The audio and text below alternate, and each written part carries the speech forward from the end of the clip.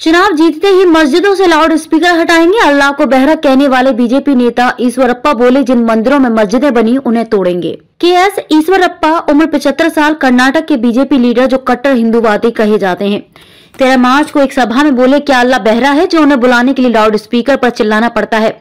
अजान की आवाज से मुझे सिर दर्द होता है।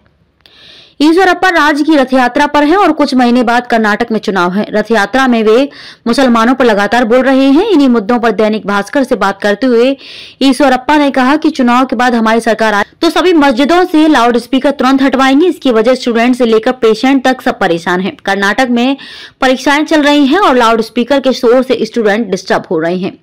एक और सवाल के जवाब में ईश्वरप्पा ने यह भी कहा कि भगवा जल्द ही देश का राष्ट्रीय ध्वज होगा। सवाल, आपने कहा कि क्या अल्लाह बहरा है जो उन्हें बुलाने के लाउड स्पीकर पर चिल्लाना पड़ता है? मुस्लिम कहते हैं कि अजान लोगों को नमाज के लिए बुलाने के लिए है, आप तो इतना जानते ही होंगे। ईश्वरप्पा, हमारी विजय संकल्प यात्रा चल रही है, सभी लीडर स्टेट में घूम रहे हैं। एक रथ यात्रा को मैं भी लीड कर रहा हूं। सोमवार को मैं मंगलुरु में था, मेरा भाषण शुरू हुआ ही था कि अजान शुरू हो गई और सब डिस्टर्ब हो गया। उस समय मैंने यह बयान दिया। सुप्रीम कोर्ट में लाउड स्पीकर के बारे में कह चुका हूं। सवाल, अगर आपको लाउड स्पीकर से इतनी दिक्कत है तो बैन कर दीजिए। केंद्र से लेकर राज्य तक आपकी सरकार है, बयानबाजी से क्या हासिल होगा? ईश्वरप्पा बोले, वो सब अचानक नहीं हुआ। आने वाले दिनों में आप देखेंगे कि हम क्या एक्शन ले सकते हैं। मैं केंद्र और राज्य सरकार से रिक्वेस्ट करूंगा कि इस पर तुरंत एक्शन लिया जाए, लोगों को परेशानी नहीं होनी चाहिए।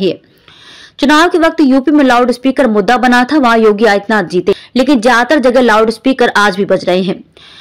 ईश्वरप्पा, यूपी या दूसरी जगह क्या हुआ वो मुझे नहीं मालूम, पब्लिक मीटिंग के समय प्रॉब्लम हुई इसलिए मैंने अपनी बात कही। सवाल, आपके बयान की टाइमिंग पर सवाल खड़े हो रहे हैं। आरोप है कि चुनाव में ध्रुवीकरण करने के लिए आपने ये बयान जानबूझकर दिया। ईश्वरप्पा, ऐसा नहीं है, चुनाव आते जाते रहते हैं, हिंदू मुस्लिम को एक साथ काम करना ही पड़ेगा। हमें पीएम मोदी ने कहा है कि लेकिन परीक्षा के समय स्टूडेंट्स और हॉस्पिटल में पेशेंट को परेशान करना अच्छा नहीं है।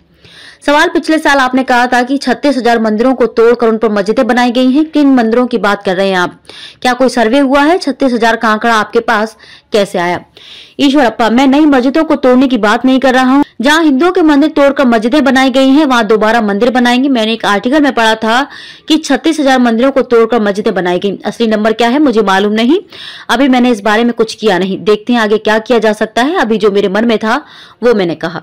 सवाल, आपने कहा था कि आरएसएस का भगवा एक दिन राष्ट्रीय ध्वज बनेगा, आपको तिरंगे से भी दिक्कत है। ईश्वरप्पा, मैंने तिरंगे को लेकर कुछ नहीं बोला। मैंने ये कहा था कि 1000 साल बाद एक बार फिर देश का राष्ट्रीय ध्वज भगवा होगा, 1000 साल बाद एक बार फिर भारत हिंदू राष्ट्र बनेगा।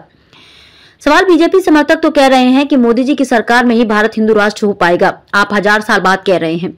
ईश्वरप्पा, इस बारे में पीएम मोदी, बीजेपी और दूसरे लोग क्या बोलते हैं वो मैं नहीं जानता। मैं एक स्वयं सेवक हूँ, आज नहीं तो कल देश का राष्ट्रीय ध्वज भगवा होगा, ये पक्का है। सवाल, आपने कुछ साल पहले मुस्लिमों को पाकिस्तान जाने की सलाह दी थी, कभी उन्हें गुंडा कहते हैं, क्या आपको मुस्लिमों से कोई दिक्कत है? ईश्वरप्पा, मैंने मुस्लिमों को कभी पाकिस्तान जाने के लिए नहीं कहा, गुंडा भी नहीं कहा। हालांकि एक वीडियो है जिसमें ईश्वरप्पा मुस्लिमों को गुंडा कहने पर सफाई दे रहे हैं। वे कहते हैं, मैंने सभी मुसलमानों को गुंडा नहीं कहा, जो गुंडागर्दी कर रहे हैं उन्हें गुंडा कहा था।